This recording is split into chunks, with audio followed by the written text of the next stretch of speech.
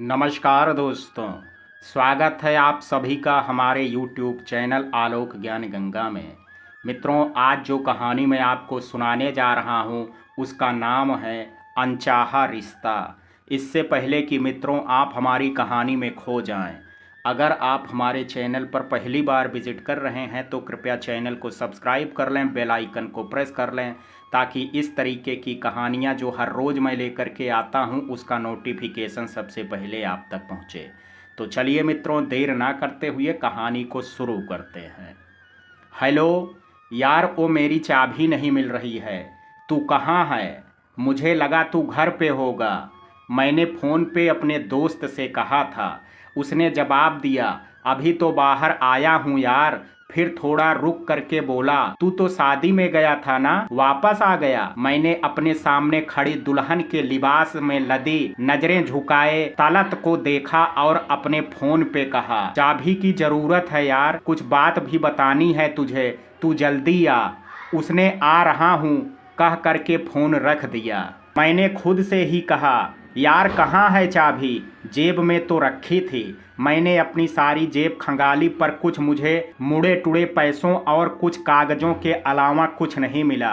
जेब खंगालते वक्त जेब से गाड़ी की चाबी गिर पड़ी, जो गिर करके तलत के पैरों के नज़दीक जा पहुंची। मैं झुका और उसे उठाने के लिए हाथ बढ़ाया तो तलत 2 कदम और पीछे हो गई। मैं चाबी ले करके उठा और वापस जेब में रखते हुए बोला, अभी आ जाएगा, वो अपने घर चला गया होगा। तलत पर इस बात का कोई असर नहीं था। वो तो शायद अभी भी सदमे में थी कि उसकी शादी में ये सब क्या हो गया। वो यहाँ इस घर के लिए तो विदा नहीं होने वाली थी अपने घर से, या ये सोच रही थी कि कैसे यहाँ आ पहुँची जहाँ आना उसने कभी भी नहीं सोचा था। मैं इंतजार कर रहा था अपने दोस्त का। बार बार सीढ़ियों की तरफ नजर जा रही थी, लेकिन रात के इस वक्त कोई आस पड़ोस का भी नहीं दिख रहा था। मेरी नज़र तलत पे गई तो बस एक मासूम से चेहरे वाली एक सादगी से भरी लड़की दिखी, जो दुल्हन के लिबास और श्रृंगार में सजी थी। उसका लाल दुपट्टा उसके माथे तक आ करके उसे ढक रहा था। उसकी आंखों में लगा काजल बह रहा था। उन आंसुओं के साथ जो अभी उन आंखों से बहे थे, सूने हो चुके ओंठ जैसे कोई भी लफ्ज अब उनसे बयां नहीं होगा। और कुछ भी था उस चेहरे में, एक आत्मग्लानि सा कुछ। ये लो चाबी, मेरे पीछे से आगे आ करके मेरे दोस्त रेहान ने कहा, और मेरे सामने एक दुल्हन को देख करके चौंक गया। कुछ बोलता इससे पहले मैंने उसके हाथ से चाबी ली और दरवाज़ा खोल करके फ्लैट में दाखिल हुआ। तलत को बिना कहे बस इशारे से आने को कहा और उसे मैं बेडरूम तक ले गया। बेडरूम में मैंने लैंप को ऑन किया तो कमरे में कुछ रोशनी हुई। उसे बैठने को कह करके मैं बाहर आया तो देखा रेहान दरवाजे के पास चुपचाप खड़ा था। मैं जानता था उसके मन में आने वाले सवालों को। मैंने उसे अभी नज़रअंदाज किया और किचन से पानी की बोतल ले करके वापस बेडरूम में गया। दुल्हन के सामने पानी रख करके मैंने कहा, मैं बाहर ही हूँ, कुछ भी हो आवाज़ दे सकती हो आप। मैंने बेडरूम से बाहर आते वक्त बेडरूम के दरवाजे का पर्दा लगा दिया था और रेहान के पास आ गया। उसने मुझे गुस्से से देखा और फिर हैरान होकर के बोला, यार तू तो किसी और की शादी में गया था ना, तो ये किसकी दुल्हन है और तेरे साथ क्यों है? मैंने उसे धीरे से बात करने को कहा और अपने साथ उसे बालकनी पे ले आया। उसके दोबारा पूछने से पहले ही मैंने कहा, मेरी दुल्हन है, मुझसे शादी हुई है उसकी। वो हैरानी से सर पकड़ करके बैठ गया। मैंने कहा, सुन तो, अब सुन ना यार। वो गुस्सा दिखाते हुए बोल रहा था, तेरे से बात नहीं करनी है मुझे, बताया भी नहीं, बुलाना ही चाहता होगा, कभी बताया भी नहीं कि कोई गर्लफ्रेंड भी है तेरी। वो ऐसे ही बड़बड़ा रहा था। मैंने उसे गुस्से से कहा, अबे बात को सुनेगा, आज जो हुआ वो अजीब था यार, अब कैसे बताऊं तुझे। ये कह करके मैंने बालकनी पे हाथ रख करके सामने दूर देखा और कहा, वो अलाउद्दीन सर की बेटी है यार। रेहान ने ये सुन करके कहा, अलाउद्दीन सर की बेटी? मैंने उसकी तरफ देखा और हाँ में सर हिला दिया। उसने मेरे कंधे पर हाथ रख करके कहा, आज उसकी शादी थी ना, तो वो तेरे साथ कैसे? मैंने उसे कहा, सब बताता हूँ, तू अब आराम से सुन कि आज क्या हुआ सुबह से। आज का दिन मैं अपने रोज के उन्हीं कामों में उलझा था कि दरवाजे पे दस्तक हुई। दरवाजा खोला तो सामने अलाउद्दीन सर थे। मुझे लगा मिलने आए हैं, तो मैं उनकी खातिरदारी में लग गया। वो मेरे गुरु भी थे और पढ़ाई में मेरी बहुत मदद भी करते आए थे। वो खुश थे और मैं भी उनको देख करके खुश था। वो मेरे गुरु जैसे ही तो रहे हैं हमेशा। सब कुछ उनसे सीखा और उनका मनपसंद स्टूडेंट भी रहा था मैं। वो आए थे अपनी बेटी की शादी में आने का इनविटेशन देने। अलाउद्दीन सर ने शादी का कार्ड दे करके आगे कहा, आज शाम को मेरे घर पहुंच जाना, ठीक है। मैंने कार्ड देख करके कहा, सर आप आज आए हैं ये कहने। वो बोले, अरे बरखुरदार बहुत काम था, लेकिन याद था कि तुमको जरूर बुलाना है। एक ही तो बेटी है, कभी मिले हो उससे कि नहीं। मैंने कार्ड पर नाम पढ़ करके कहा, तलत जी। नहीं सर, कभी नहीं, मैंने उन्हें देखा भी नहीं है। वो अपना चश्मा उतार करके अपने टेबल पर रखते हुए बोले, अरे हाँ, मैं भी तो भूल ही गया कि जब तुम घर आया करते थे तब वो नानी के घर कॉलेज की पढ़ाई कर रही थी। तुम दोनों का तो सामना ही नहीं हो पाया कभी। वो आगे बोले, खैर आज आओगे तो जरूर मिलना। उससे बहुत बार तुम्हारा जिक्र किया है हमने। वो तो अपना कंपटीटर मानती है तुमको। मैंने मुस्कुरा करके कहा, कंपटीटर? मेरी दुविधा को दूर करते हुए वो बोले, जब उसके मार्क्स कम आते थे तो हम उसे यही ताना देते थे कि देखो मेरे स्टूडेंट अयान को, वो तो हमेशा टॉप के मार्क्स लाता है। तो वो बहुत चिढ़ती थी दूसरे नाम से। मैंने कहा, तब तो वो ठीक से मिलेगी भी नहीं। सर हंसने लगे और बोले, अच्छा शाम को आ जाना, मुझे अच्छा लगेगा और उसकी शादी के बाद बहुत अकेले हो जाएंगे। तुम होगे तो खुद को संभाल लेंगे। मैंने उन्हें संभालते हुए कहा, सर ये दिन तो बहुत ही खास है, इस तरह उदास नहीं होना चाहिए। वो खुश तो हैं ना रिश्ते से। वो हंसते हुए बोले, अरे बरखुरदार, आजकल का जमाना अपनी पसंद से सब करता है और हमारी बेटी तलत तो एमए कर रही है, तो जिद्दी भी है, तो मानना ही पड़ा हमको। मैंने उनसे कहा, तो आप जानते हैं लड़के को? वो कुछ सोच में पड़ गए और बोले, वही तो थोड़ा सा ख्याल है कि जानते हैं उसे और उसके परिवार को। वो लोग पहचान में थे कभी, लेकिन उसके बाप और हम में थोड़ी अनबन हो गई थी। उसके बाप के खिलाफ केस किया था हमने। वो हमारे साथ एक बिजनेस किया करता था जिसमें उसका घपला सामने आया था। वो ठीक नहीं था तो हमने उसे सजा दिलवाई थी। अब वो काफ़ी साल हो गए। उस वक्त तलत स्कूल में पढ़ा करती थी। रिश्ते के वक्त जब मुलाकात हुई तो वो बहुत खुशी से मिला, तो हमने भी बीती हुई बातों पे मिट्टी डाल दी। वो मुस्कुरा करके उठे और जाने लगे। उनके जाने के बाद मैंने कार्ड को खोल करके देखा। उसमें एक तरफ तलत लिखा था और दूसरी तरफ जावेद लिखा था। मैं अलाउद्दीन सर का चहेता स्टूडेंट रहा था। उनके घर जा करके ट्यूशन लेता था, फिर उन्हीं के सिखाने से आज एक अच्छी यूनिवर्सिटी में लेक्चरर हूँ, जो मेरा खुद एक सपना था। सर के परिवार में बस वो थे और उनकी बेटी। सालों पहले एक हादसे में उनकी वाइफ का देहांत हुआ था। सालों बाद आज इतने खुश लगे तो मुझे भी अच्छा लगा उन्हें देख करके। शादी की रात शाम से ही आ करके मैं शादी के कामों में लगा था। आने से पहले अपने दोस्त को भी बता दिया था कि मैं एक शादी में जा रहा हूं, तो वो मेरे फ्लैट में आ करके रहे। मैं जब शादी के माहौल में दाखिल हुआ तो देखा कि काफ़ी चहल पहल है हर तरफ, पर सब अनजान चेहरे थे मेरे लिए। मैं थोड़ा अनकंफर्टेबल हो रहा था कि तभी अलाउद्दीन सर ने मेरे कंधे पर हाथ रख करके कहा, क्या हुआ, परेशान लग रहे हो? मैंने उन्हें अपने अनजान माहौल के बारे में कहा तो वो मुझे लोगों से मिलाने लगे। फिर वो मुझे अपनी बेटी से मिलाने ले जा रहे थे कि बारात आ गई। बारात के आने की वजह से उस वक्त मैं उनकी बेटी से मिल नहीं सका। मुझे उनके साथ बारात की खातिरदारी के लिए गेट पर जाना पड़ा, लेकिन जो हुआ वो ना ही कभी देखा था और ना ही कभी सुना था।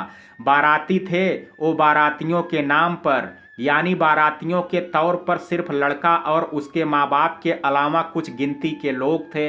उन्हें देख करके लग रहा था कि वो शादी के लिए नहीं, लड़ाई करने आ रहे थे। ये सब देख करके बड़ा ही अजीब लग रहा था। सिर्फ मुझे ही नहीं बल्कि वहाँ मौजूद हर कोई हैरान था। इधर से अलाउद्दीन सर उनकी तरफ बढ़े और बोले, बेटा ये सब क्या है? उस्मान भाई आप लोग इस तरह, बात क्या है? उस्मान खान जो लड़के का बाप था उसने सर को जवाब देते हुए कहा, आज आपको मालूम होगा कि भरी महफिल में बदनामी किसको कहते हैं। जैसे आपने हमारे साथ की थी, उसे बदनाम किया था सबके सामने, आज बदला लिया जाएगा उसका। अलाउद्दीन सर के जानने वाले और लोग यहाँ आ गए थे और उन सब ने पूछना शुरू कर दिया कि आखिर बात क्या है। उस्मान जो लड़के का बाप है आगे कहते हैं कि वो वही कर रहे हैं जो ठीक है, वो अपनी बेइज्जती का बदला बेइज्जती से ही ले रहे हैं। उतने में ही सर उनके सामने सर झुका करके माफी मांगने लगे और बोले, ऐसा गुनाह मत करो, ये मेरी बेटी का सवाल है, मेरे किए की सजा उसे क्यों, वो तो बस बच्ची है। बेटा तुम ही अपने अब्बा को समझाओ कि वो ऐसा ना करें, तुम दोनों तो एक दूसरे को चाहते हो ना, तो ऐसा कैसे कर सकते हो बेटा। सर ने जावेद को भी कहा था। जावेद ने कड़वी जुबान से कहा, जिस आदमी ने मेरे अब्बा के साथ ऐसा किया है उसकी बेटी से मैं शादी क्यों करूंगा। ये सब तो आज के दिन के लिए सब किया गया था, मुझे आपकी बेटी से कोई लेना देना नहीं है, और वैसे भी वो तो अब आपसे भी ज़्यादा बदनाम हो जाएगी। आखिर उसकी शादी जो आज टूट रही है यही सज़ा होगी आपके लिए कि उससे कोई शादी ना करे फिर कभी।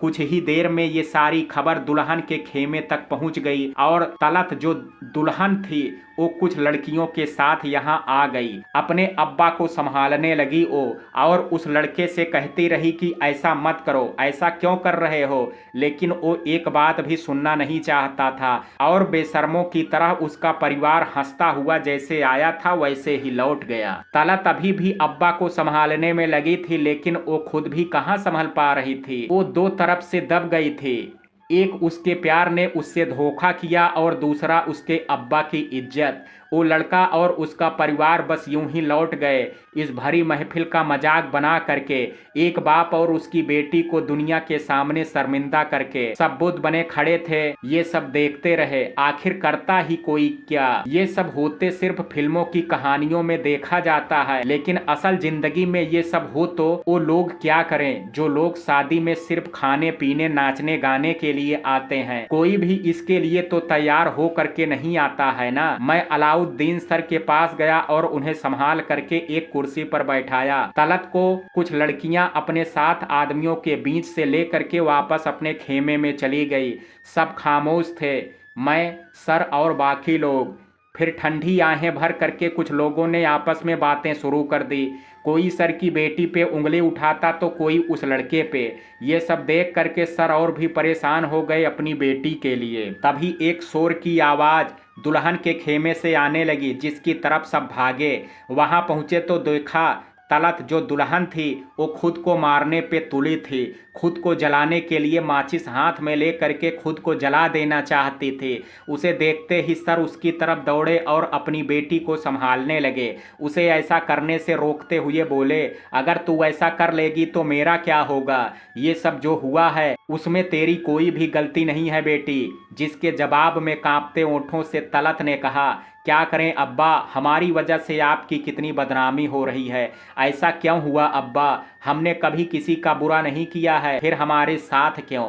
कुछ देर सर अपनी बेटी को संभालते रहे। फिर कुछ देर बाद अलाउद्दीन सर इस माजरे पर कुछ लोगों के साथ बात करने लगे। काफी देर वो कुछ सोचते रहे। मैं भी मौजूद था वहाँ। वो मेरे पास आए और बोले, बेटा तू ये सब सुधारेगा जो आज बिगड़ गया है। मैं एक अजीब कसमुकस में आ गया था इस सवाल पर, लेकिन फिर भी मैंने कहा, सर आप बताइए आप क्या कहना चाह रहे हैं, मुझे समझ नहीं आ रहा है। वो मुझे समझाने के लहजे से बोले, जैसा हमेशा समझाया करते थे। वो बोले, किस्मत में जो होना था वो तो हो गया, अब सब पहले जैसा तो नहीं हो सकता, तो जो हुआ उसे भूल करके पीछे छोड़ना ही ठीक है। अभी हमारी सबसे बड़ी परेशानी हमारी बेटी का हुआ गम है, जिसे इतना सदमा हुआ है कि देखा ना, अभी वो क्या करने को तैयार थी। उसे संभालने के लिए कोई चाहिए और अब सिर्फ एक तुम ही हो बेटे जो उसकी बची हुई जान को बचा सकते हो, वरना वो टूट जाएगी। मेरे कंधे पर हाथ रख करके सर ये सब बोल रहे थे।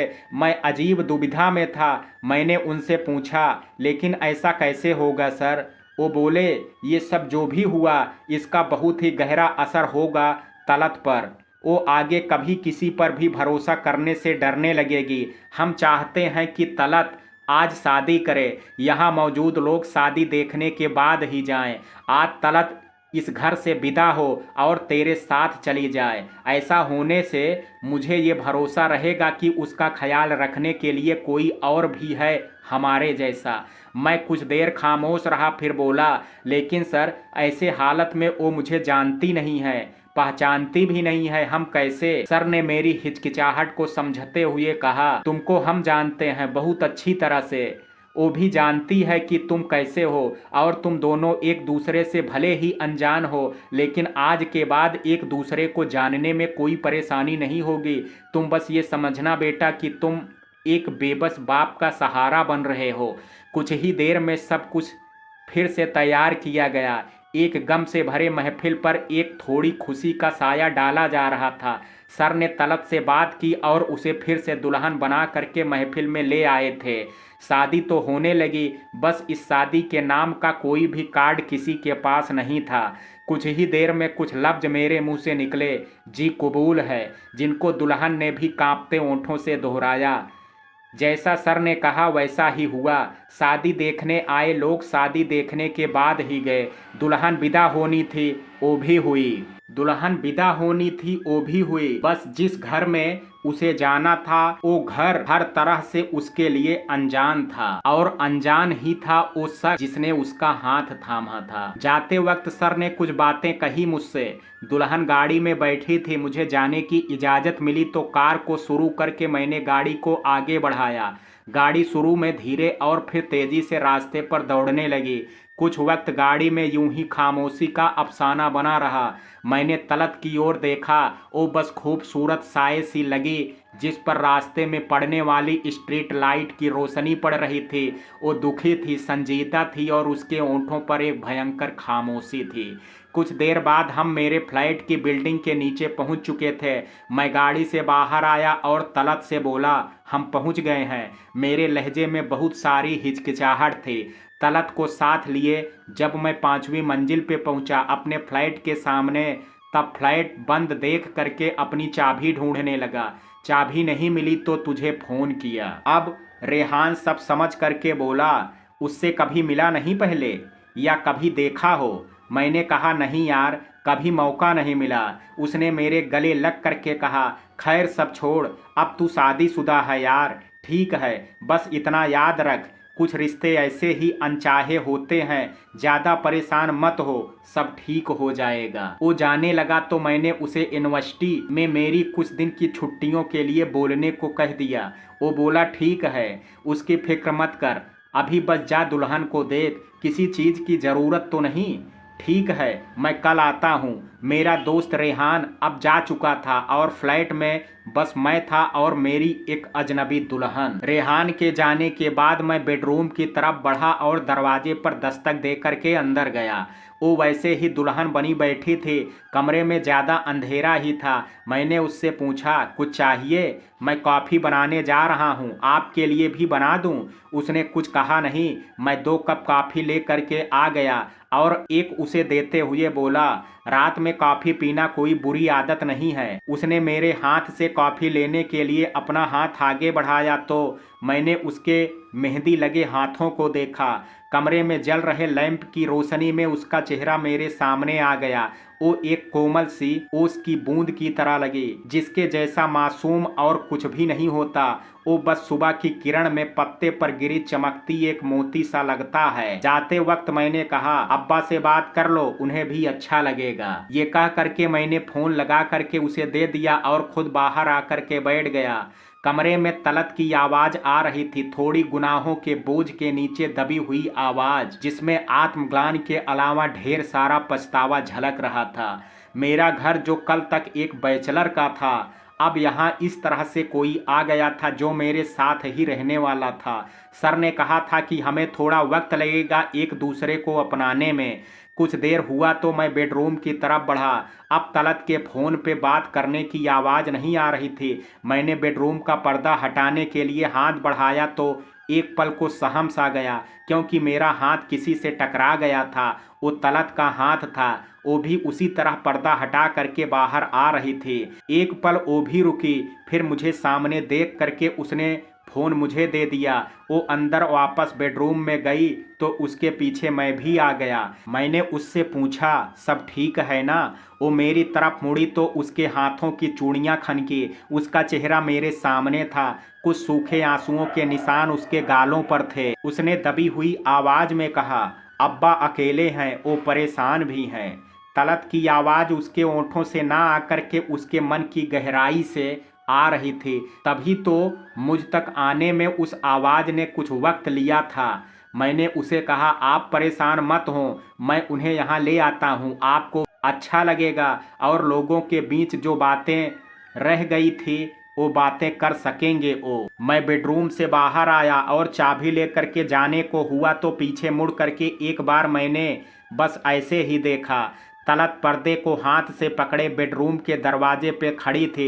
मैंने उसकी तरफ फोन बढ़ाते हुए कहा, बस अभी आया, थोड़ी देर में, थोड़ा इंतजार करिए। जाने में और अलाउद्दीन सर को लाने में आधा घंटा ही लगा। वो घर आकर के तलत से मिल करके खुश हुए, उससे बहुत सी बातें की। फिर जब मैं बीच में ही उठा तो तलत भी उठ गई। मैंने उसे उठता देखा तो कहा, आप लोग बैठिए, मैं चाय बना करके लाता हूँ। तलत ने बिना मेरी तरफ देखे कहा, नहीं, आप क्यों? हम दोनों ही चुप हो गए। अब तक कुछ नहीं कहा था, एक शब्द भी नहीं, एक दूसरे से। और अब्बा के लिए चाय बनाने की उसकी आदत ने हम दोनों को थोड़ा सा असहज कर दिया था। अब्बा सब समझ करके बोले, अरे रहने दो, इतनी देर रात चाय कोई जरूरी नहीं है, तुम दोनों से हमें बात करनी है, बैठो। सर ने हमसे कहा, अब किस तरह से ये सब हुआ है वो सब भूल जाओ दोनों और आगे का सोच करके चलो। तलत, तुम्हारे लिए कभी हमने कोई जबरदस्ती नहीं की, किसी भी चीज में नहीं, लेकिन शायद आज तुम्हें लगा हो कि जो हमने किया वो गलत था। तो बेटा, उस पल जो हमें सही लगा वो हमने किया। अगर ऐसा नहीं करते तो शायद जिंदगी भर तुम्हें फिर दुल्हन बना देखने को तरस जाते। जो होना था वो हो गया बेटा, लेकिन अब तुम ऐसे शख्स के साथ हो जो भले ही अनजान ही हो, लेकिन हम जानते हैं वो तुम्हारी फिक्र वैसे ही करेगा जैसे हम करते हैं। बस तुम्हें कोशिश करना है कि तुम इस रिश्ते में अपना हिस्सा दो। अकेले कोई भी रिश्ता आगे तक नहीं जाता है, तो तुम दोनों को ही साथ हो करके इसे आगे ले जाना होगा। कुछ देर बाद अजान की आवाज आई तो तलत ने अपने सर पर ओढ़ा दुपट्टा और आगे किया और पूरे सर को ढक लिया। मैं उस पल बस उसे देखता रहा। जब तक अजान पूरी नहीं हुई तब तक नींद से भरी उसकी आंखें, जो बार बार पलक झपकने पर वापस खुलने से इनकार कर रही थी, उन्हें थोड़ा जोर दे करके तलत खोले रखती देख रहा था मैं उसे। अजान होने के बाद अलाउद्दीन सर लौट गए, कुछ और नसीहतें दे करके। उनके जाने के बाद तलत बेडरूम में जा करके सो गई और मैं इतना थका हुआ था कि बिना कुछ और किए बाहर सोफे पर ही सो गया। करीब 11 बजे सुबह मेरी नींद खुली। शायद अब भी नहीं खुलती अगर दरवाजे पे खड़े शख्स ने डोर बेल की इतनी बार ना बजाया होता। मैं आधे मन से उठ ही रहा था कि मैंने देखा तलत किचन से बाहर आई और दरवाजे तक जाने लगी। ये देख करके मैं सोने का नाटक करने लगा। मैं देखना चाहता था कि वो दरवाजा खोल करके उस शख्स से क्या कहती है। तलत ने दरवाजा खोला और सामने रेहान था। उसने तलत को पहचान लिया था।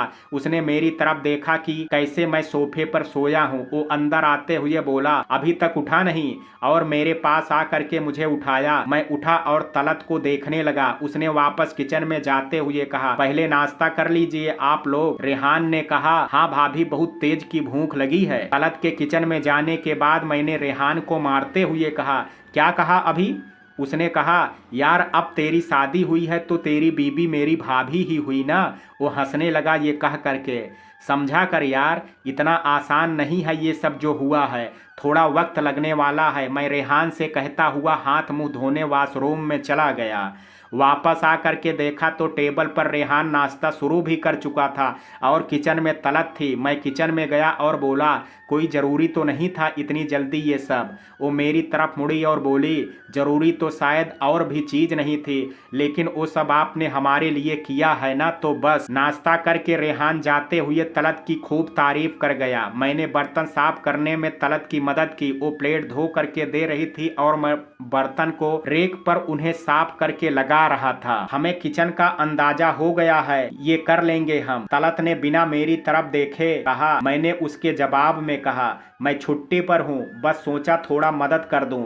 पहले से आदत भी खुद से ये सब करने की है, तो बस इसलिए। उसने पहली बार कोई सवाल किया। उसने पूछा, आप दिल्ली में कब से हैं? मैंने उसे कहा, बचपन से हूँ। मेरा कोई सगा नहीं रहा था, तो मामा के घर से स्कूल पूरा किया, फिर खुद काम करके यहाँ इस फ्लैट में आ गया। पहले किराए पर था, पर जब से आपके अब्बू से जान पहचान हो गई, तब से थोड़ी सी मेहनत में मुझे लेक्चरर की परमानेंट जॉब लगी, तब ही इसे खरीद लिया। दिल्ली में बस एक मेरा दोस्त यही है, जो अभी गया है नाश्ता करके, रेहान। दोपहर भारी थी थोड़ी। तलत और मेरे बीच कोई बड़ी बातों का सिलसिला नहीं चल पा रहा था।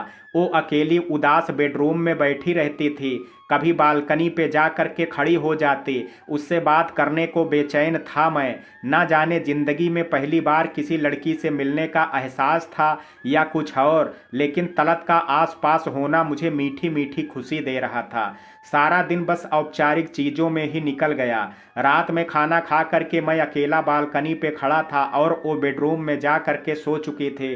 कुछ देर यूं ही खड़ा रहा, फिर दिल से अपने आप ही एक आवाज़ सी आती है जो कह रही थी, धीरे धीरे उसे आदत हो जाएगी, फिर शायद मैं उसे अजनबी ना लगूं।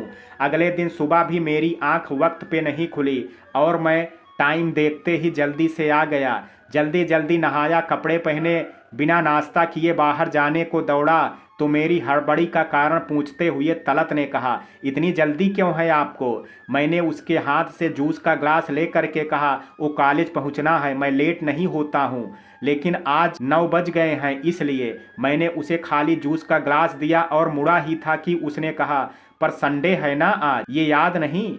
ये सुन करके मेरे कदम वहीं जम गए। मैंने दरवाजे के पास टंगे कैलेंडर को देखा और पक्का किया कि हाँ आज संडे है। फिर पीछे मुड़ा तो देखा वो हल्के से मुस्कुरा रही थे और फिर जाते हुए बोली, ओ आपके शर्ट का कॉलर। मैंने आईने में देखा कॉलर उल्टी तरफ मुड़ा हुआ था, तभी सोचूं सांस लेने में कुछ तो खटक रहा है। तलत को पीछे देख करके मैंने कहा, आप ये और पहले भी कह सकती थी ना। वो मुस्कुराई और बोली, पता नहीं क्यों, लेकिन आप में और अब्बा में यही एक आदत देख रहे हैं, अपने काम के लिए हमेशा तैयार। उन्हें भी कभी देर होती थी तो ऐसे ही करते थे और हम उन्हें बताते नहीं थे कि संडे को वो ऐसा कर रहे हैं। कुछ और दिन बीत गए, हमारे बीच कोई गहरी तो नहीं, लेकिन कुछ बातें होने लगी थी।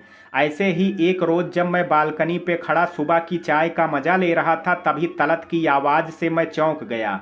मैं भाग करके किचन में आया तो देखा तलत जमीन पे बैठी थी, अपने पैर को पकड़े, और उसी के पास एक कुर्सी भी लुढ़की हुई थी। देख करके समझ गया कि वो कुर्सी से गिर गई है। मैंने फिक्र से कहा, आप ठीक हैं? क्या हुआ, कहीं लगा तो नहीं? वो बस दाएं पैर को पकड़े कराह सी रही थी।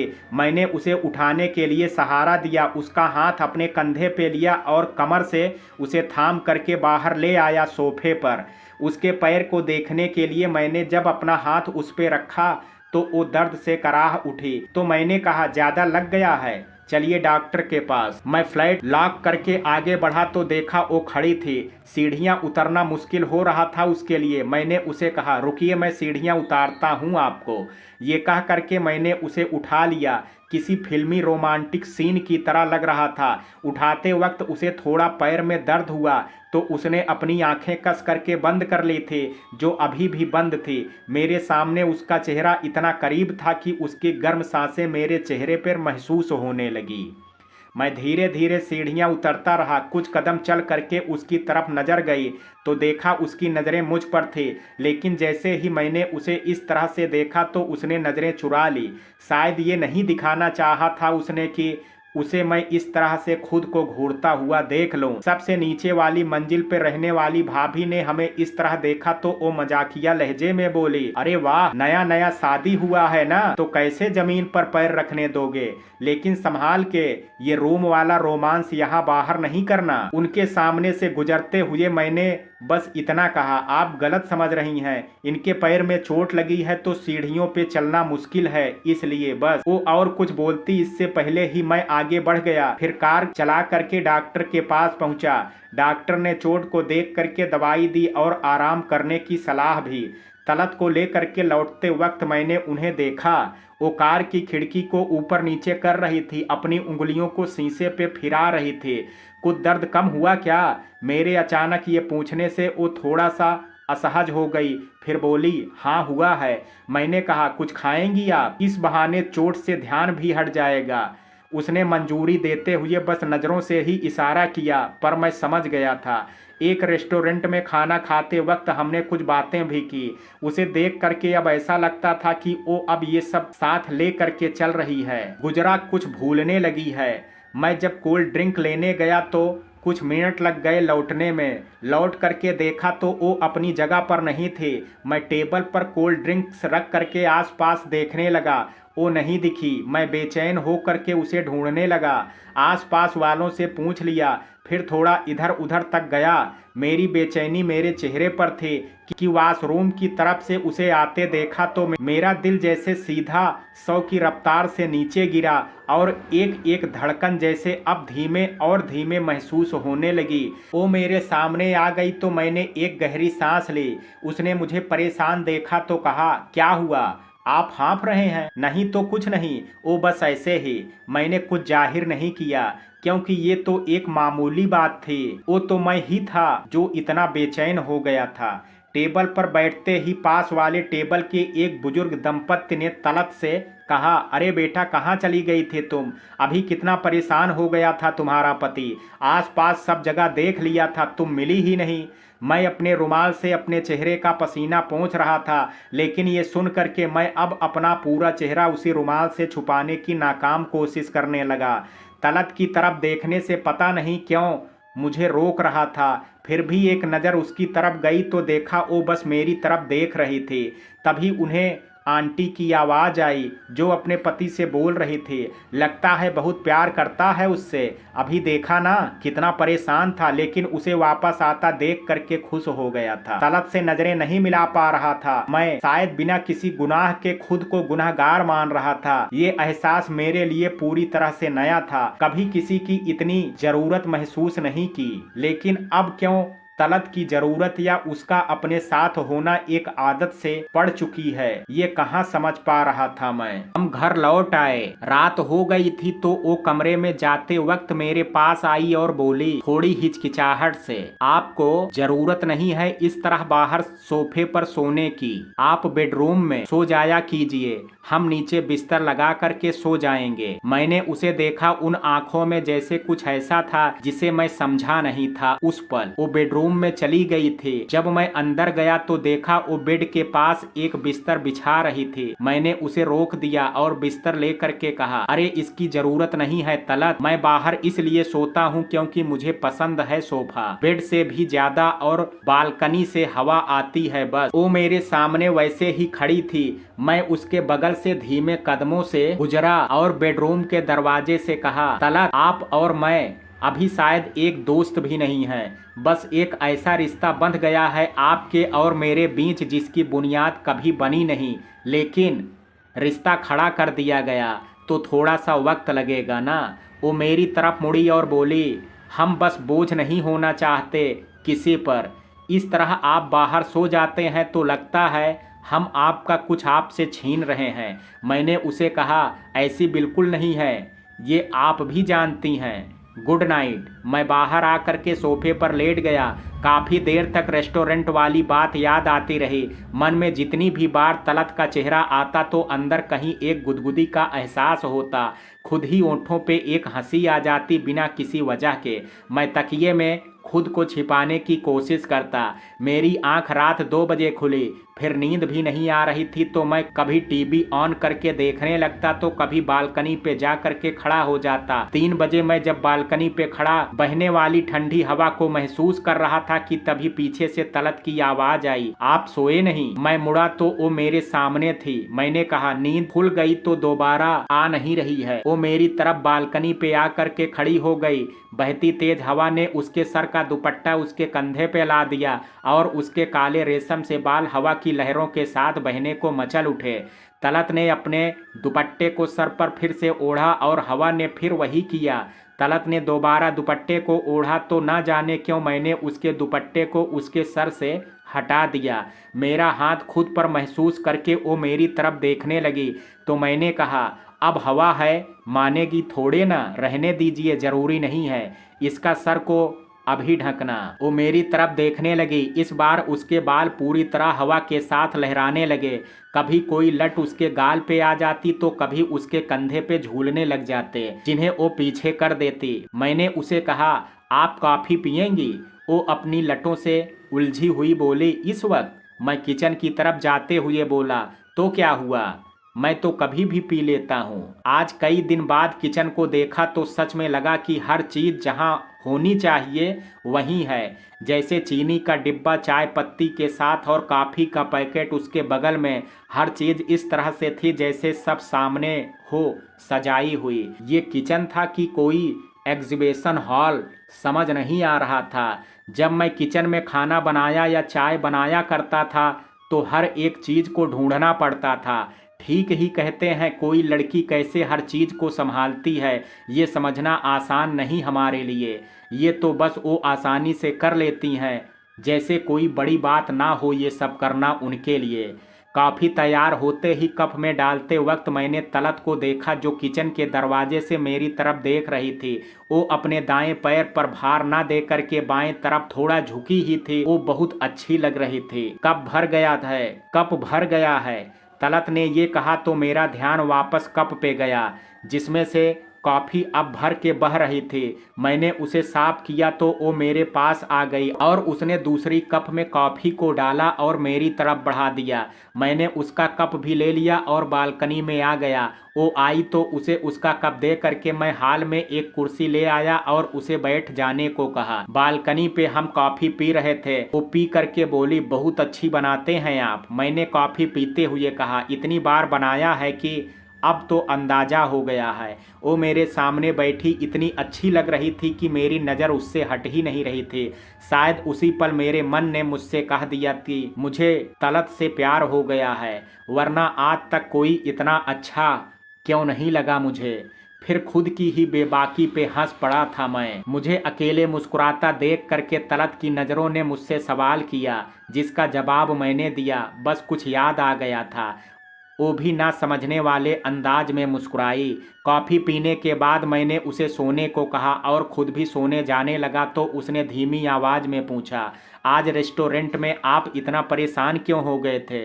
मैं समझा नहीं कि क्या कहूँ, लेकिन तलत से मैंने कहा, पता नहीं, बस ऐसा लगा कि खुद की जिम्मेदारी थी तो लापरवाही करना कोई बड़ी बात नहीं लगी कभी। लेकिन आपके मेरे साथ होने से मैं आपकी जिम्मेदारी को अच्छी तरह से निभाना चाह रहा हूँ। आप जब नहीं दिखी वहाँ पर और कुछ कहा भी नहीं था आपने तो मैं थोड़ा सा डर गया था।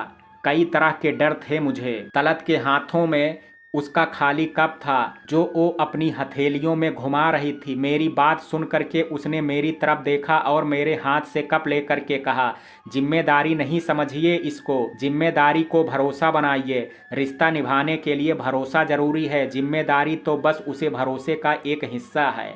आप हम पर भरोसा करेंगे तो हम कभी भी उसे टूटने नहीं देंगे। वो आगे बढ़ी और किचन में कप रख करके सोने चली गई। मैं भी सोफे पे आकर के सो गया। उसका कहा इतना अच्छा लगा कि मन में वो कहाँ हुआ बार बार सुनाई दे रहा था। अब रमजान का आखिरी रोजा खोल करके तलत के साथ मैं छत पर खड़ा था चांद देखने के लिए। बादलों का हल्का घेरा आसमान के ज्यादातर हिस्से पर था, पर इसके बावजूद चांद देखने वालों की कमी नहीं थी। अपनी अपनी छतों से लोग बादलों से बचे हुए आसमान में चांद की तलाश कर रहे थे। जैसे तलत की नज़र उस चांद को देखने के लिए बेचैन थी। वो कभी छत पर बनी बैठक पर चढ़ जाती तो कभी इधर उधर चल करके सारे आसमान पर नज़र दौड़ाती। मेरी नज़रें तो चांद को ही देख रही थी। तब से वो उस आसमान के चांद को देखने के लिए बेचैन थी। मेरा फ़ोन बजा और मैंने उठा करके बात की। वो सर थे जो ये बता रहे थे कि उनको खबर मिली है कि चांद देखा जा रहा है। जब मैंने ये तलत से कहा तो उसने मुझे रोक दिया और कहा, किसी और के बताने से अच्छा नहीं लगेगा, पहले कोशिश करते हैं खुद देखने की, फिर नहीं दिखा तो कोई ना कोई तो बता ही देगा ना। सर से बात करने के बाद जब मैं वापस बैठक पर बैठने वाला था कि तलत जोर से चिल्लाई, दिख गया चांद। हमें यकीन नहीं हो रहा था, हमें दिख गया। मैं उसे देखने उसकी तरफ बढ़ा तो उसने कहा, यहाँ आइए और देखिए, हम दिखाते हैं। उसने अपने हाथ को फैला करके आसमान की तरफ इशारा किया। उसने मुझे अपने करीब लिया और कहा, हमारी नजरों सीध में देखिए। उसके इतना करीब होना मेरे लिए कुछ और ही था। उसके हाथ के इशारों से उस आसमान को देखने पर भी मुझे वो चांद तो नहीं दिखा, लेकिन जब मेरी नजरें उसके हाथों से होकर के गुजरी तो मैंने देखा उसके मेहंदी लगे हाथ को, नाजुक सी कलाई को, कोहनी तक मुड़ी उसकी आस्तीन को, कंधे पे झूलते उसके बालों को, और देखा उसकी उम्मीद पे खरी उतरने वाली निगाहों को, जिनमें एक जिंदगी थी, एक जिंदा दिली की जिंदगी, गहराई तक बस सच्चाई और कुछ नहीं। आपको दिखा क्या? उसके पूछने से मैं उसके बरसते नूर की बारिश से बाहर आया और कहा, हाँ देखा ना, बहुत खूबसूरत है। अब उसे क्या पता था कि हम क्या देख रहे थे, चांद या किसी नूर को। वो मुस्कुरा करके हटी और ढेर सारे अदब के साथ नजरें झुकाए हुए अपनी हथेली से सलाम करते हुए कहा, ईद मुबारक। रात होने पर तलत को मैं बाजार लाया, कुछ खरीदने, कुछ दुकानें देखने के बाद एक जगह मैंने एक लाल सेट्स वाले सफ़ेद सूट को देखा जो बहुत ही अच्छा लग रहा था। मैं उसे खरीद करके तलत को देना चाहता था, लेकिन बिना बताए। तो मैंने कहा कि एक काम करके आ रहा हूँ, आप दुकान में कुछ खरीदना चाहें तो ले लीजिए और काउंटर पर मिलिए। थोड़ी ही देर में जब वो काउंटर पर आई तो मैंने खरीदे हुए थैले को उससे छिपा लिया जिसमें सूट था। उसके हाथों में भी एक थैली थी, लेकिन पूछने पर उसने कहा कि अब्बा के लिए कुर्ता है। मैंने पैसे चुकाए और वापस आ गए। रास्ते में आते हुए तलत ने अब्बा को उनका सामान दे दिया, लेकिन फिर भी उस थैले में कुछ तो था जो तलत मुझसे छुपा रही थी। सुबह नहा करके निकला तो कपड़े लिए तलत सामने खड़ी थी। उसे सामने देखा तो मैं ठिठक सा गया और वापस वॉशरूम में घुस गया और कहा, आप इस तरह से सामने थी, हमें माफ़ कीजिएगा, हमें ध्यान नहीं था। आपके लिए कल ये खरीदा था तो वही देने आए थे, यहीं रख रहे हैं, पहन लीजिएगा। तलत ने हिचकिचाहट से ये सब कहा, फिर वो लौट गई। मैं बाहर आया तो देखा एक बड़ा ही खूबसूरत कुर्ता था जो फिरोजे रंग का था। मैंने मन में सोचा कि शायद यही था उस थैले में।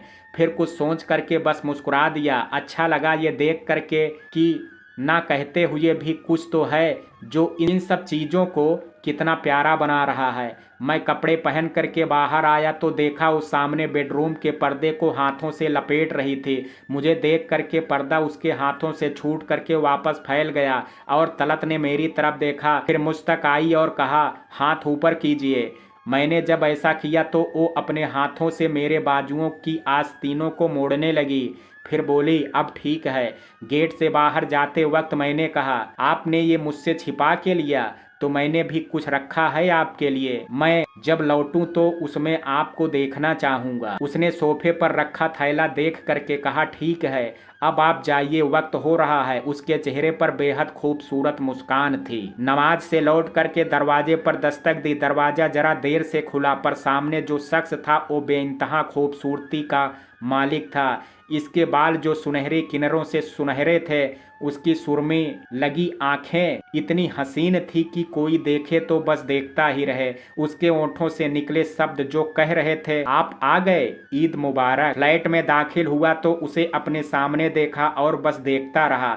उसकी हरकतों से एक रंजिश थी। उसके कदम या उसकी बाहें जैसे मेरी तरफ बढ़ना भी चाहते थे और नहीं भी। पता नहीं क्या था उसकी नज़रों में, कुछ ऐसा ही तो हाल था मेरा भी। मेरी बाहें उसे अपने आगोश में भर लेना चाहती थी, उसे दिल से ईद मुबारक कहना चाहती थी, लेकिन वो अजनबीपन हमारे बीच आकर के खड़ा हो गया था जो अभी जरा सा बाकी था इस रिश्ते में।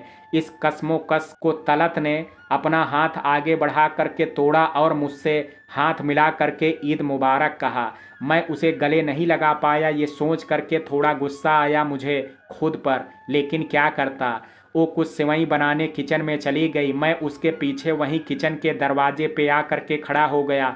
उसे देख रहा था कि कैसे उसने कटोरे में सेवई को भरा, फिर उसमें काजू बादाम डाला और गर्म दूध डाल करके मेरी तरफ मुड़ी।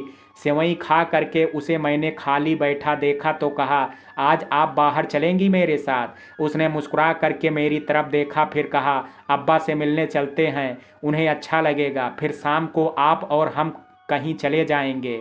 आइडिया अच्छा है, मैंने कहा। तलत के अब्बा और मैं बालकनी में खड़े थे। वो वही बातें पूछ रही थी जिनको मैंने सोचा था। वो बोल रहे थे, तलत और तुम दोनों अब आपस में सब ठीक है ना? मैं ये सुन करके पीछे मुड़ा और तलत को ढूंढा नज़रों से, लेकिन वो दिखी नहीं। फिर किचन से आती गुनगुनाने की आवाज़ सुनाई दी तो मालूम हो गया वो किचन में है। अरे बेटा, कहाँ खो गए? कुछ पूछा हमने। अलाउद्दीन सर ने फिर दोहराया। मैंने जवाब देते हुए कहा, हाँ सर, सब ठीक है। वो अब उन बातों से परेशान नहीं होती है। मेरे अंदर अभी भी उसी कसमकस का हल्का तूफान था जो शायद वो भाप गए थे। समझते थे कि तलत और मेरे बीच एक अजनबीपन को ख़त्म होने में अभी भी वक्त बाकी है। वहाँ से लौट करके तलत और मैं कई जगह गए। शाम के वक्त एक पार्क में हम बैठे थे। आसपास प्रेमी जोड़े घूम रहे थे। मौसम कुछ बारिश जैसा होने लगा था और वो मेरे सामने बैठी किसी अप्सरा सी लग रही थी। तलत ने कितनी ही बार बारिश होने की बात करके घर लौटने को कहा था, लेकिन मैं ही उसे ईद का वास्ता दे करके रोक रखा था। एक बात कहूँ, मैंने उससे पूछा। वो बोली, क्या? वैसे आज बदले बदले से हैं आप?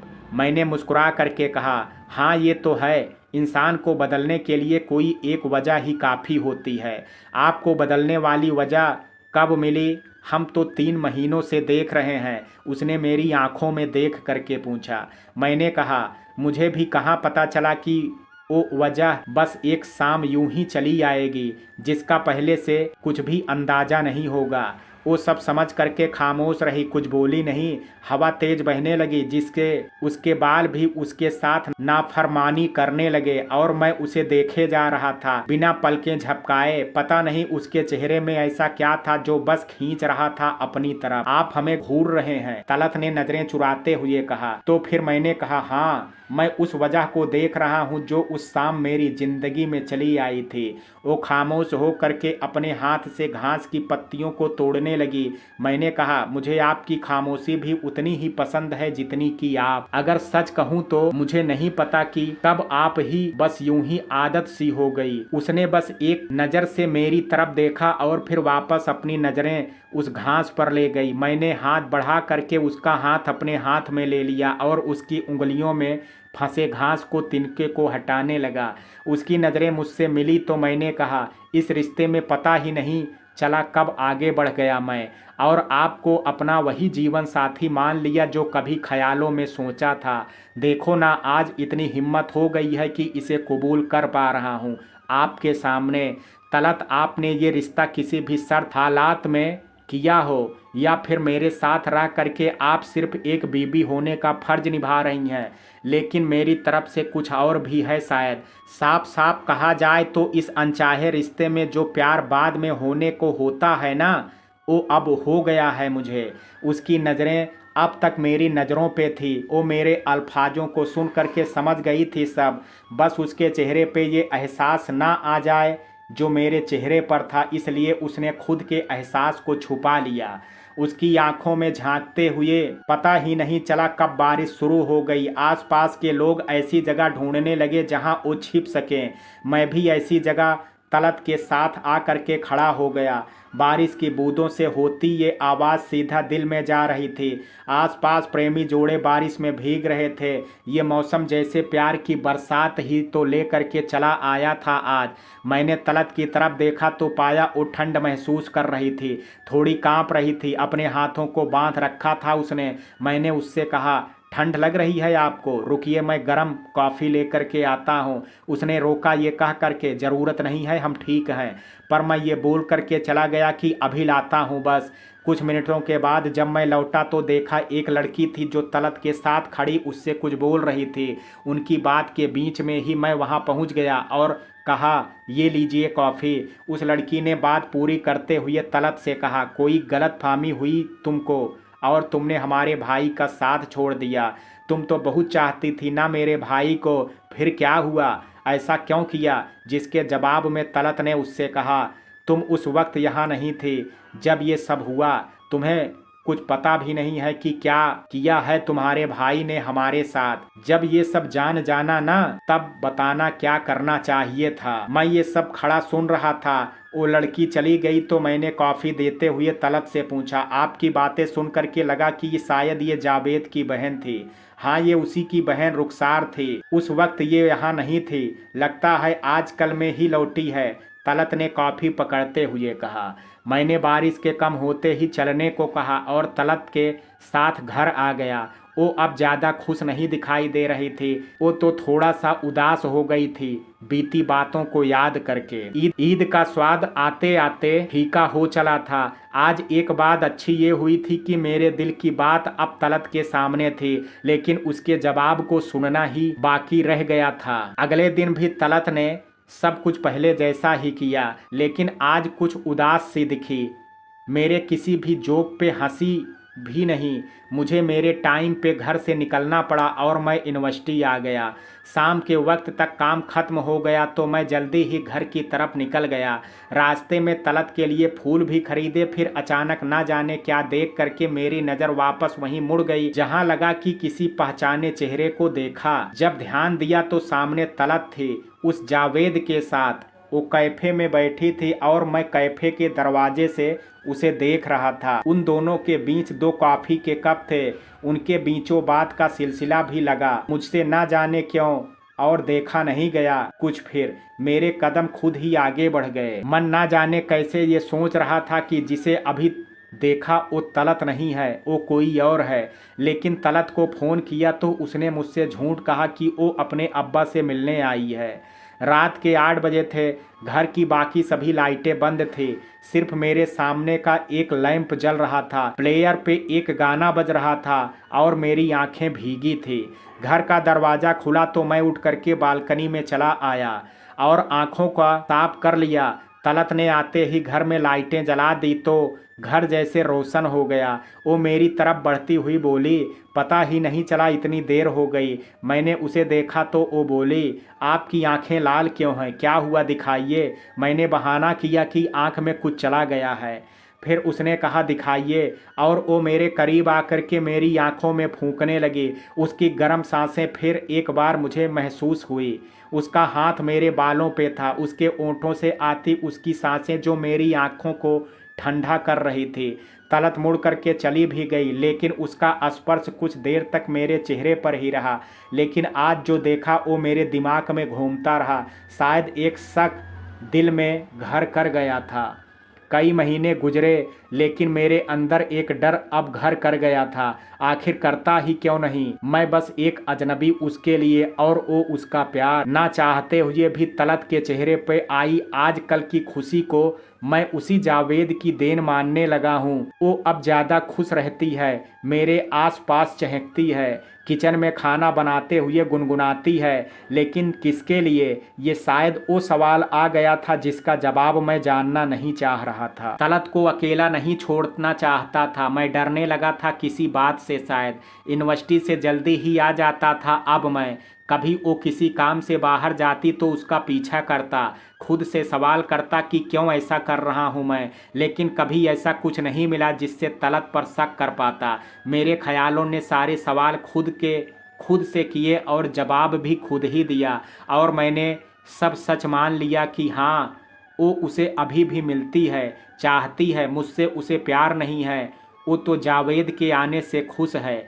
देखा ना आज किस तरह मुझे उसने कहा कि आने वाले महीनों में एक खास दिन आएगा जब वो इस घर को सजाएगी। वो क्या सोचती है मुझे नहीं पता उस दिन का। अरे उस दिन तो उसकी शादी होने वाली थी जावेद के साथ। ये जावेद का ख्याल आते ही मैंने हाथ में थामा शीशे का जूस से भरा ग्लास जमीन पे पटक दिया। वो ग्लास चकनाचूर हो गया और उसका जूस सारे फर्श पे बिखर गया, ठीक वैसे ही जैसे मेरा दिल बिखर रहा था। ग्लास के टूटने की आवाज़ से तलत किचन से बाहर आ गई और घबरा के बोली, ये क्या हुआ, आप ठीक है ना, कहीं लगा तो नहीं आपको। मैंने कुछ नहीं कहा, लेकिन मेरे अंदर की आवाज़ जैसे उसे कह रही हो, और कितना नाटक करोगी, ऐसे झूठे प्यार का दिखावा करके कहाँ जाना है, ये झूठी फिक्र किस काम की है। तलत एक एक करके सारे ग्लास के कांच को इकट्ठा करने लगी और मैं बुद्ध बना उसे देख रहा था। उसने कांच को फेंका और एक कपड़े से गिरे जूस को साफ करने लगी। फिर मेरे पास आकर के मेरे हाथ को अपने हाथ में ले लिया। मेरे हाथ पे भी जूस लगा हुआ था। उसने अपने आंचल से मेरा हाथ पोंछते वक्त मेरी आंखों में प्यार से देखा। उसके चेहरे पर एक मुस्कान थी। फिर वो वापस किचन में चली गई और वापस वैसे ही गुनगुनाने लगी जैसे वो गुनगुना रही थी। कल वो खास दिन आने वाला था जिसका जिक्र तलत ने किया था मुझसे। मैं तो हैरान था उसे देख करके कि अब तक मैंने उसे रंगों हाथों क्यों नहीं पकड़ा। आखिर किस वक्त वो उसे जावेद से मिलती है। कितना भी कोशिश कर लूं कुछ पता ही नहीं चलता। आज भाभी को बड़ा खुश देखा यार, रेहान ने मुझसे कहा तो मेरा ध्यान टूटा। मैंने कहा हाँ वो आजकल जरा खुश ही है। रेहान ने कहा भाभी को शॉपिंग करता देखा था बाजार में, सजावट का सामान ले रही थी, क्या बात है। ये सुन कर के आगे मैंने कुछ नहीं कहा, बस ख्याल किया कि हाँ मुझे तो बताया नहीं ऐसा कुछ, तो ज़रूर उस जावेद के साथ कल का दिन सेलिब्रेट करने का मन होगा और क्या। वो खास दिन सुबह जब मैं यूनिवर्सिटी के लिए निकला तब भी कुछ भी बदला हुआ नहीं लगा तलत में। वो तो हमेशा की तरह खुश और मेरे लिए नाश्ता तैयार कर रहे थे। यूनिवर्सिटी आ गया तो सोच रहा था कि शायद अब वो जावेद के साथ होगी। जब मैं घर पहुंचूंगा तब तक लौट आएगी। यूनिवर्सिटी से लौटते वक्त ये सोचा कि लंबा रास्ता ले लेता हूँ, थोड़ा और इन्जॉय करने दो तलत को उसके साथ। मेरे मन में अजीब खीज थी। मैं पैदल चलता जा रहा था, हर कदम हर सोच के साथ भारी होता जा रहा था। मैंने एक मोड़ पर जावेद को देखा, वो खड़ा था। मैं उसी की तरफ बढ़ गया। वो मुझे देख करके पहचानते हुए बोला, अरे आप ही हैं ना वो जिसने तलत से शादी की है। भाई आपसे मिलने का बहुत मन था। मुझे गुस्सा आया और मैंने उसका कॉलर पकड़ करके कहा, तलत कहाँ है। उसने धीरे से कहा, भाई आप मुझे गलत समझ रहे हैं, वो मेरे साथ क्यों होगी। आखिर बार उसे देखे 8-9 महीने हो गए। मैंने कहा झूठ मत बोल, उसका अफेयर है तेरे साथ, तू क्या सोचता है मुझे पता नहीं। उसने खुद को मुझसे छुड़ाते हुए कहा, क्या। मैंने कहा आज यहाँ क्या कर रहा है। उसने तेरे लिए घर सजाया है, जाके मिलता क्यों नहीं। आज तो खास दिन है ना तुम दोनों के लिए। मेरी आंखें नम थी। वो मेरी बात सुन करके बोला, भाई मानता हूँ कि आपकी नज़र में मैं अच्छा नहीं हूँ। आखिर जो मुझसे हुआ वो माफ़ी के काबिल भी नहीं। लेकिन भाई यकीन करो तलत तो मेरी जान ले ले लेकिन मुझसे कभी मिले नहीं। वो मुझे माफ़ कर दे, यही बड़ी बात होगी। क्या कहा। मैंने खुद तुम दोनों को कैफे में बैठा देखा था। मैं उससे ज़रा दूर होता हुआ बोला। वो बोला, यही तो वो आखिरी मुलाकात थी भाई। मुझसे गलती हुई कि मैं अपने बाप जैसा हो गया। तलत तो सच्चा प्यार करती थी। इस बात का एहसास हुआ तो उससे मिलने की कितनी कोशिश की, लेकिन उसने एक बात भी नहीं सुनी। रहा नहीं गया तो उससे कहा कि मैं आपको झूठ कह दूंगा कि तलत और मैं साथ में कई रातें सोए हैं। तब जाकर के उसने मुझसे मिलने को हाँ कहा और उस दिन वो मिली, लेकिन वो बहुत गुस्से में थी। मुझे गुस्सा होता देख वो आगे बोला, लेकिन भाई उसने मुझसे मिलते ही कहा कि उसे कोई फर्क नहीं पड़ता मेरी झूठी बातों से। उस दिन कैफे में वो यही कहने आई थी मुझसे कि मैं अब ऐसा करके अपनी खुद की ज़िंदगी बर्बाद कर रहा हूँ। उसने मुझे समझाया, बहुत समझाया, तो लगा कि वो तो इतना कुछ होने के बाद भी बस अच्छा ही चाहती है मेरा, तो कैसे नहीं उसकी बात मानते। मैंने उससे माफ़ी मांगी तो उसने माफ़ कर दिया और वादा लिया कि कभी आसपास नहीं दिखूं। लेकिन भाई उसने ये भी कहा कि अब उसे मेरी ज़रूरत नहीं है, उसके पास कोई बहुत ख़ास है। और यकीनन वो आप ही का जिक्र कर रही थी उस दिन। वो आपको चाहने लगी है अब। मैंने उसे कहा, सच में। उस दिन के बाद कभी नहीं मिली। उसने कहा, नहीं भाई कभी नहीं। जावेद माफ़ी मांगता हुआ लौट गया और मैं अब सब समझा कि जिसे मैं तलत का दिखावा समझ रहा था वो तो हकीकत था। तलत का प्यार जताना, मेरी फिक्र करना सब सच था। मुझे खुद पे बहुत गुस्सा आया और मैंने कहा उस पे भरोसा करना मेरे लिए कितना मुश्किल क्यों हो गया था। आंख भर गई उसकी बातें सोच करके। मैं घर की तरफ दौड़ा और जल्दी से रास्ता खत्म होने वाले का इंतजार कर रहा था।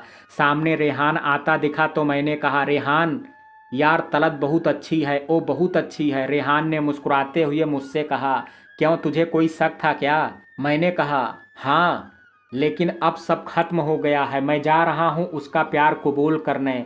ये कह करके मैं आगे बढ़ा तो उसने कहा, कुछ लेके जा, आज खास दिन है। मैं रुका और उसके पास आया और बोला, क्या मतलब? उसने मेरे सर पे एक हाथ प्यार से मारते हुए कहा, अबे पागल, आज तेरी और तलत की एनिवर्सरी है। मैंने कहा, लेकिन आज ही तो उसकी शादी उस आजाद से होते हुए रुक गई थी। अब भी दुविधा थी मेरी आवाज में। रेहान ने कंधे पे हाथ रख करके कहा, किसी फिक्रमंद दोस्त के नाते। हाँ लेकिन हुई किससे? मुझसे। मैंने कहा। फिर वो बोला, हाँ तो ये खास दिन तेरा ही हुआ ना। मैं अपनी ही सोच में डूबा, ना जाने क्या क्या सोचता रहा अब तक, और सच हमेशा मेरे सामने था। मैंने रेहान से बोला, आज मुझे उससे माफ़ी भी मांगनी है उसके प्यार पे शक करने के लिए। ये बोला, यकीनन वो हर बात माफ़ कर देगी। जा, तेरे लिए घर सजा हुआ है, अभी वहीं से तुझे ढूंढने निकला था।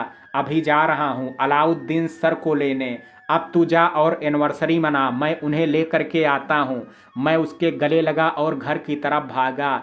एक एक सीढ़ियों को छोड़ता हुआ जल्दी से ऊपर भागा। फ्लाइट के दरवाजे को खटखटाया और खुलने के इंतजार करने लगा।